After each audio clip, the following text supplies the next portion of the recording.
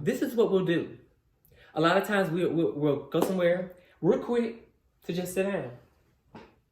I trusted that chair was going to hold me. I trusted that the chair was going to be there. I trusted it, although I did not look back to see that thing. I didn't reach back to see that it was there. I didn't touch it. I just knew that chair was going to be there to catch me. You got to know that in life you're going to be all right. That He got you. To be continued. What's good, everyone? My name is Brandon. As you can see, my co-host E. Brandon isn't here at the moment, but we do have a special guest. And so I'd like to introduce you to my brother, my frat brother, friend, family member, Mr. Arquize Bowser. Say hi to everyone, Arquize. Hello. How are you? So if you think back to a couple episodes ago where we had our special episode with Jamae, what was it? My glasses is busted. Oh, okay. Pray for his glasses, everyone. Give you new ones. Actually, if everyone would like to donate to my LASIK fund, I need about $500,000. For LASIK? Yes. I got a coupon. So we'll put the link to the GoFundMe in the description below. I got a good coupon. So anyway, Arquize, you want to introduce yourself? Give them any bit of information about you. I am Arquize. I am him. He is me. He is I am. Yeah, all of that. But no, yeah, we was roommates and stuff in college and stuff. You know, I'm from the hood. What's up? I mean, I don't know what they want to know. Like, I'm a thug. I mean, whatever you want to share. I'm a thug. I breathe music. I think I sleep in E flat. I don't know. Like, I'm me. That's just it. You take it, you don't. I don't care. I'm me. So speaking of that, they can't take it. Speaking of that, when you mentioned me, and you are you, our conversation that kind of made us stop, and it was another one of these.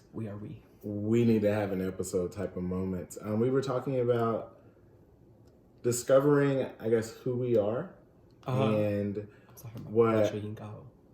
For those of you who want to know, this is a spur of the moment, quick, my ride is on my way episode, so it's not going to be too long. Just as soon as we decided to record, they was like, where you at?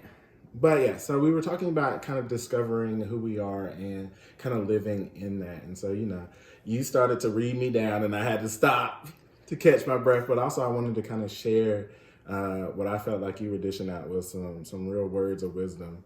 And I applaud you first and foremost for being willing to enter that vulnerable place with the people. Because that is courage. Yeah. Well, thank you. That is courage.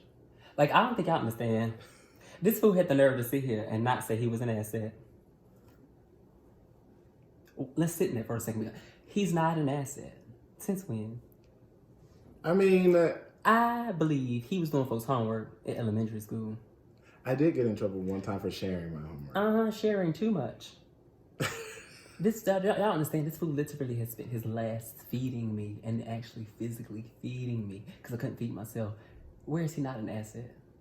I mean, I don't necessarily know any too many people who just give of themselves so willingly, so much,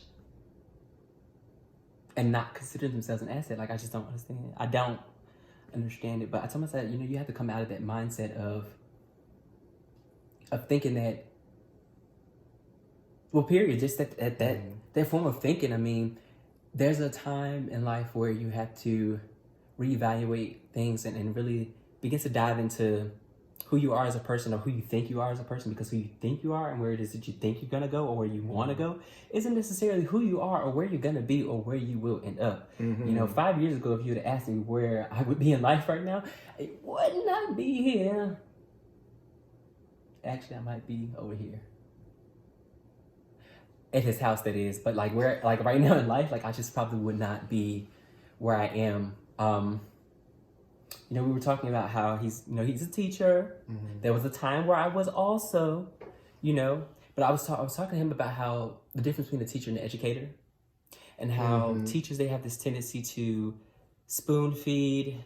They have an end game of test scores, and they they tend to get burnt out really fast. But see, you have to begin to shift your mindset from being a teacher to an educator, and how. And can you give that analogy from the Magic School Bus? Because Yes, this blew my mind, and it hits. For those of you who are 90s babies watching the original Magic School Bus, you will know what he's talking about when he compares that. So go on and get that analogy. In life, I told myself, think about the time, or think about who's been the most amazing educator that we know. You know, he says Socrates, right? Socrates coined the way of thinking of asking questions to basically reverse psychology these hoes into getting what it is they need to know, what it is that you want them to do, making them do it. Miss Frizzle actually is one of the greatest educators that we know. She never showed up to class telling them what we were going to do that day. She would show up to class herself and literally allow the students to ask questions, and that would spur the lesson for the day. She would always tie whatever it is that the kids were curious about back into the actual objective, whatever it is she wanted them to learn. She used that bus to take them wherever it is that they needed to go to learn whatever lesson that they needed to learn. She allowed that bus to change shapes, to transform, to really just be whatever it is that she needed it to be, to get them where it is that they were trying to go. Right. As an educator, you have to show up sometimes wearing those uniforms. Oh, get into her outfits. She ain't wear no pencil skirts. I loved Miss Frizzle's outfit. She ain't wear no pencil skirt. No. She ain't show up looking fly. She did keep it. No, she kept a shoe. Be not deceived. Miss Frizzle kept and a good earring, a shoe, accessory. She accessorized. She put on these accessories to accent, just to add to whatever it is that she was needing them to learn, to teach or whatever. She literally would wear outfits that catered to that. I mean, sometimes you have to remember that you're stepping into the classroom, putting on these costumes, these outfits, these different hats, and allowing the kids the space to adventure into their own education. If you continue to try to spoon feed and force these things down their throats, you will burn out as an educator. You aren't being an educator at that point. You're literally being a teacher. No one needs a teacher. Teachers are babysitters. What we need are educators, people who are creative enough and wise enough to allow students a space to get their own education. We know they don't want it. We know they aren't going to seek it themselves. We know that we have got to, some way, shape, or form, get them to a goal at the end of the year. And a lot of times, they don't even know what the goal is. They don't care what the goal is. They really are just there so they don't get fined. Well, since they're there, you don't want to be fined either, right? That you have a job to do. Let's allow them to do the job for you. Let's get them to ask the questions. Let's present things in the very beginning that are going to make them curious as to what's going on here. You know, hey, hey, what is this about? What is this thing? You know, get to know your students enough to be able to figure out what actually sparks that in them. I don't know many teachers who reached me. Now, my educators, the ones who educated me on some things, oh my goodness. These hoes knew about the hood. They could tell you about all kinds of things. I mean, if it takes for you to go, get your examples, slang and crack. Maybe not crack. Not crack. No, crack is what? Legal. Crack. Okay. Legal. Become a farmer. Legal cannabis that the kids literally, I promise you, they would eat it up if you literally begin to show a curiosity in what they're doing. They begin to have a curiosity in what it is that you're doing, or what it is that you need them to do, kind of, sort of. I mean, I don't recall ever really stepping in front of my class and with the mindset of as a conductor. We don't want to be conductors. Conductors, they get on the train, you tell them where we're going. That train takes off, boom. We got a place to go, we're going to get there. We might pick some people up on the way, but along the way we lose some folk. Everybody don't stay on that train. You see what I'm saying? Right. But we could get on a boat with a sail. And as the captain, what do? You allow the winds to let us go. You follow in the wind there. You paint with all the colors of the wind. Bottoms, get it together. But you're painting with all the colors of the wind. So I guess from that, when you first had that analogy or presented that, I thought of it as, while like reflecting on it, I think I've been so focused on teaching, and not just because I was worried about a test score, because I really am not. It was more so of, I guess I thought I had to do more to inspire. And so it kind of like hit me when you gave the analogy of like adapting what I'm trying to give them in a way that makes them seek it. And I think that's the, I guess that's the way that we think about sometimes selling things to people. Oh, you give them something that makes them think, I want this. Like the iPhone. You have little incremental updates. Loyalist. But you say like, now we have the fastest processor. Well, there's only a few That's a lie. milliseconds. That's a lie. I'm telling you, it's a loyalist and support app. We're not going to get into that. But you're right. But, so when we think about that, I never felt like that was the way that I presented an outlook on the world.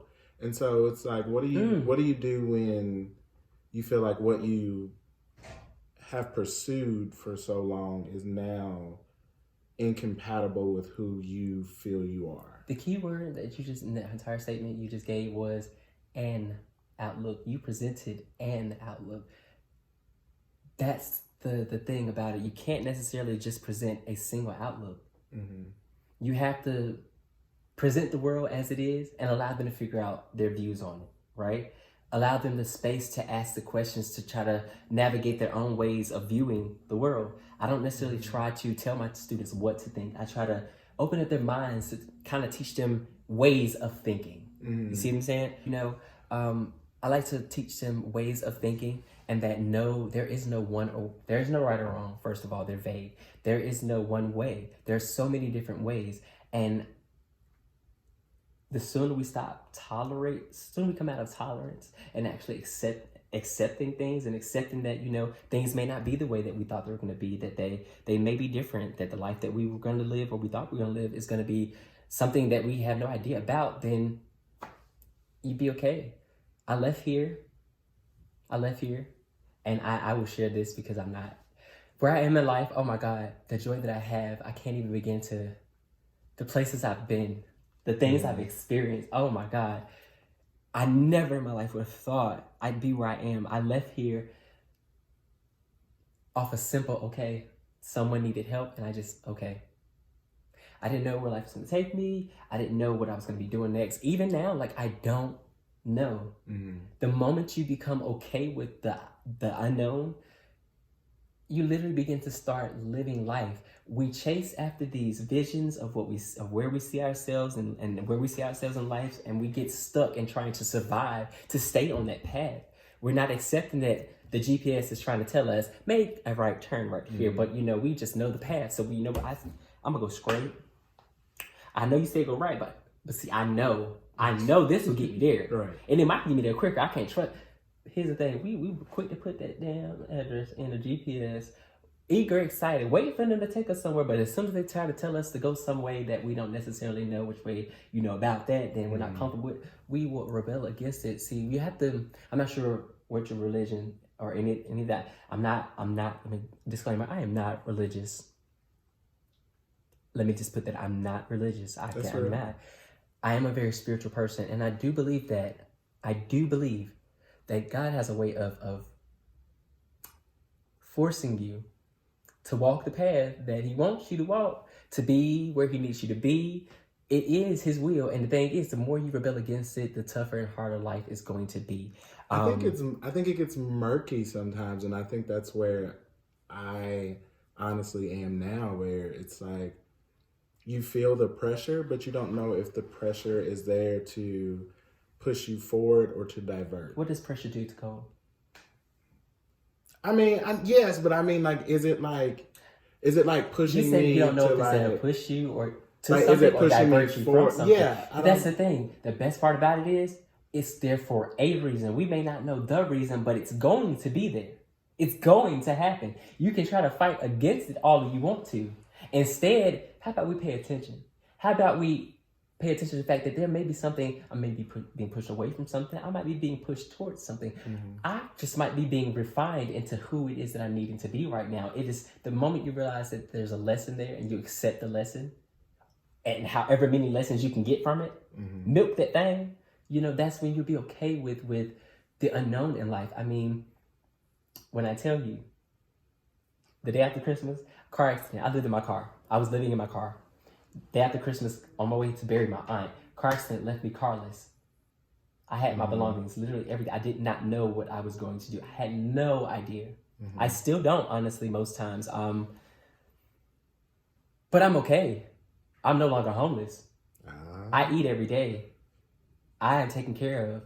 I never know where the next meal is going to come from. I never know where the next dollar is going to come from. However, the moment you start trusting and actually standing on faith, oh, my God, a lot of times we trust ourselves. We trust what we can see. We trust. Oh, stand up. Read me. Stand up. Read me. Stand up. No, ma'am. No, stand up. Stand up. Seriously, stand up. No, ma'am. Because here's the thing. This is what we'll do. Friendly, even though you say her. This is what we'll do. A lot of times we'll go somewhere real quick to just sit down. I trusted that chair was going to hold me. I trusted that the chair was going to be there. I trusted it. Although I did not look back to see that thing, I didn't reach back to see that it was there. I didn't touch it. I just knew that chair was going to be there to catch me. You got to know that in life you're going to be all right. That God, He got you. You have the craziest part is you have a safety net. Even though a lot of times from up high in the traffic, you may not see all the little lines and things in the net, but the net is there. No matter how far or how hard you fall, the net will be there to catch you. That's building those relationships in life that with people that you, especially the ones you least expect, would be there for you in times where you feel like you fall. A lot of times we feel like we're alone, but you're not. A lot of times you don't feel like you have support, but I promise you do. A lot of times you feel like you're alone. I promise you're not. You can pick that phone up and you can call me, but not everybody can call me. You see what I'm saying? A lot of times you've been there for me, way more than I could express. And I literally tried to do. This is important. Your people, your friends, the people who are there for you, the people that give and pour out into you, pour back into these hoes. If it ain't just for calling these hoes and say, hey, what you want for lunch? How you doing? What are you doing today? Are you having a good day? Just call them to check on them, because you never know what a person's going through. You never know how much it would mean to a person, how much you benefit or would help a person just from a simple phone call. Go visit your friends. If they're your friends, call them, visit them, check on them, text them, talk to them. I mean, y'all don't know how these relationships, how much they mean to people until it's too late. And the last thing I want is anybody to be crying at my funeral. My funeral will be a turn up. Right. We're going to be lit. My mama already knows she will be kicked out. Lord. Do not show up. I don't want none of that. Love me while I'm here. Love people while they're here, okay? Build these relationships, mentor them, cater to them. I'm trying to get through this because I had to hear them go. They're outside waiting on me. I know. I love you. Shout out. Love you. I'm sorry. But well, we'll definitely end it here, but you gave some words. You can let the people I didn't want to look at you too much while you were speaking that last bit because I didn't want to cry. I'm trying to tell y'all know I'm the water bucket. But I love you, and it was so good to see you. And, from what's going on right now, I just want to tell you and the listeners that you increase my faith just because I feel like God places people in your life to deliver words to you. Look, I tried to get through it. Woo, trying to tell you. But, to think about how I seasons. felt yesterday and to think about you being in town at the right moment for us to meet up, for you to deliver that word. Because I don't be in North Carolina. Right. So, it's, I'm thankful for you and I'm glad to see you. And I hope someone out there is also blessed. Anytime. Just call me. If someone may want to follow you, if you want the followers, you can definitely share any of your social media handles. I will say this.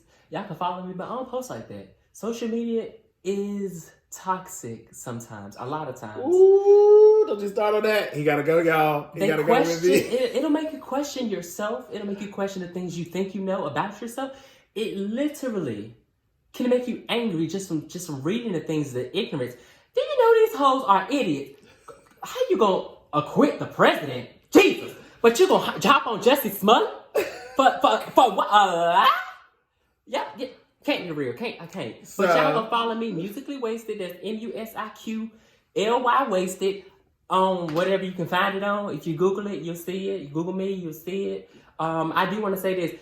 Y'all tell him he's attractive. Listen, he gonna go put on a shirt. I said, ho, what you doing? I'm trying to be family friendly enough because we already said ho like 3 times.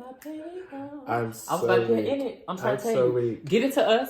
He's giving you red Power Ranger realness. They had the audacity to try to throw on a black sweater to be Zach and Rocky at the same time. No. Put a stop to it. I'm giving you some real Aisha teas. With this edge bonnet. Whoever listens to the podcast will have to come back and look at the video just to see all the antics. Encourage it. I really hope they do because I feel like, I worked really hard on my edge bonnet. And, shout out to James Amos Thomas. If y'all need your hair done, he will snatch you like never before. Okay. Literally never I before. might have to call him when I figure out what I want to do with this. He might give you a finger wave. Well, so with that, speaking of social media, you can also follow us on Twitter and Instagram at ToBeContinuedPC. We're also on Facebook at To Be Continued Podcast and To Be Continued Podcast on YouTube. All of those links in the description, including Arquize. Brother, I got to have you on again. This is literally To Be Continued. And I just want to let y'all know, sangs down. So, give a little piece, Brandon. So, wait, I gotta ask you a favor. Our outro, as always, in this conversation is To Be Continued. So, can I say in this conversation, and you sing your own version of To Be Continued? You know, but I have so many ideas for that. I just saw a long word thing, dun, dun, like in my head. I was going to give them a so long farewell to you, my friend. Oh, wait. No. This is going to be a special episode, special outro. Just going to sing that. You got to come over to You got to get up. You got to get close. Oh, hell no. I'm going to mess up. No, I'm going to mess it up.